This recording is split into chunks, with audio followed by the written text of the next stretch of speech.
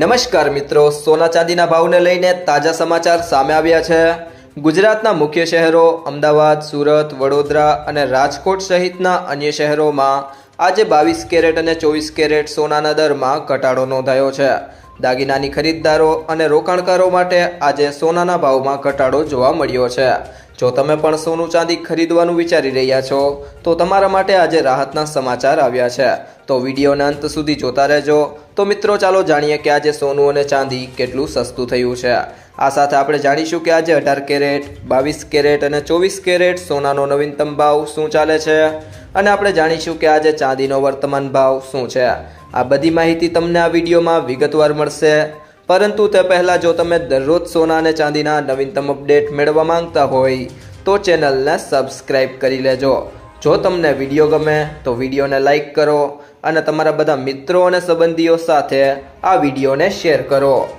કેન્દ્ર સરકારે સોના અને ચાંદી પર લાગતી કસ્ટમ ડ્યુટીમાં ઘટાડો કર્યો છે, જેના કારણે વિદેશથી સોના અને ચાંદીની આયાત હવે વધુ સસ્તી બની છે।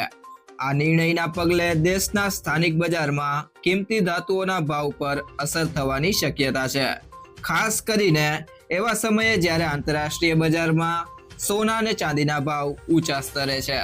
ત્યારે આ નિર્ણયને મહત્વપૂર્ણ માનવામાં આવી રહ્યો છે। સરકારે આયાત માટે ઉપયોગમાં લેવાતી નિશ્ચિત કિંમત ઘટાડીને કસ્ટમ ડ્યુટીનો બોજ હળવો કર્યો છે। Central board of indirect taxes and custom દ્વારા જારી કરવામાં આવેલ નોટિફિકેશન મુજબ આ ફેરફારને કારણે આગામી દિવસોમાં સોના અને ચાંદીના ભાવમાં ઘટાડો જોવા મળી શકે છે। આયાત ખર્ચ ઓછો થતાં વેપારીઓને રાહત મળશે, જેનો લાભ અંતે ગ્રાહકો સુધી પહોંચવાની શક્યતા છે। નવા નિયમો મુજબ સોનાનો મૂળ આયાત ભાવ લગભગ $50 ઘટાડીને $1,518 પ્રતિ 10 ગ્રામ કરવામાં આવ્યો છે। એ જ રીતે ચાંદીનો મૂળ આયાત ભાવ $800 થી વધુ ઘટાડીને $2,657 પ્રતિ કિલોગ્રામ નક્કી કરવામાં આવ્યો છે। આ સુધારેલા ભાવ કોઈ પણ સ્વરૂપમાં આયાત થતી સોના અને ચાંદી પર લાગુ પડશે, જે નિર્ધારિત ટેરિફ શ્રેણી હેઠળ આવે છે।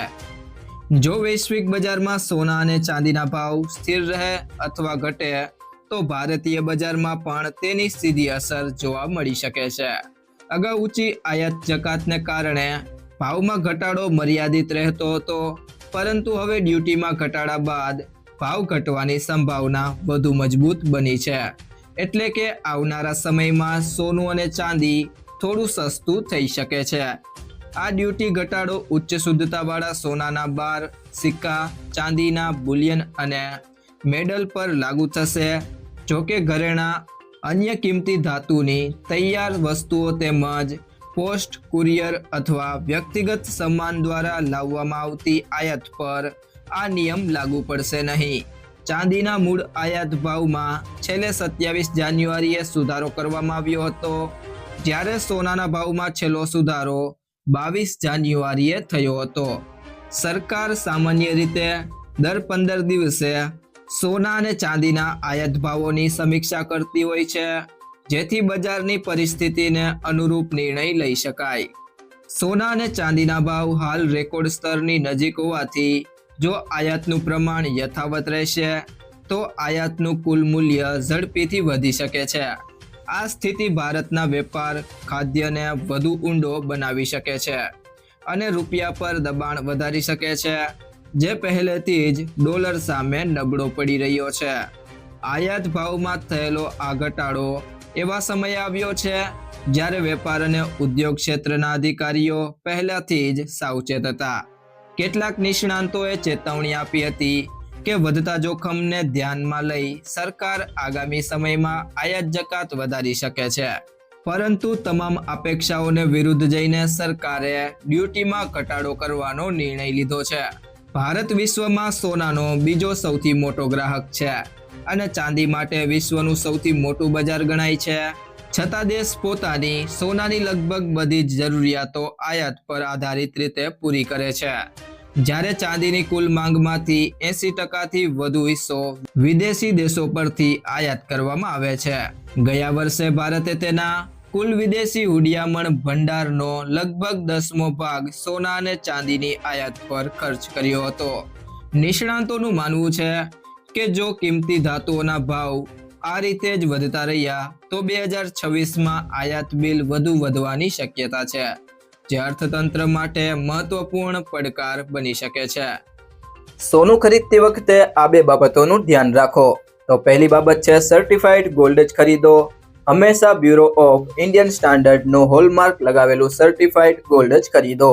આ નંબર આલ્ફા ન્યુમેરિક એટલે કે આ રીતે હોઈ શકે છે AZ4524. હોલમાર્કિંગથી ખબર પડે છે કે સોનું કેટલા કેરેટનું છે. અને બીજી બાબત છે કિંમત ક્રોસ ચેક કરો. સોનાનું સાચું વજન અને ખરીદીના દિવસે તેની કિંમત ઘણા સ્ત્રોતો જેમ કે ઇન્ડિયા બુલિયન એન્ડ જ્વેલર્સ એસોસિએશનની વેબસાઇટ પરથી ક્રોસ ચેક કરો. સોનાનો ભાવ 24 કેરેટ, 22 કેરેટ અને 18 કેરેટના હિસાબે અલગ અલગ હોય છે.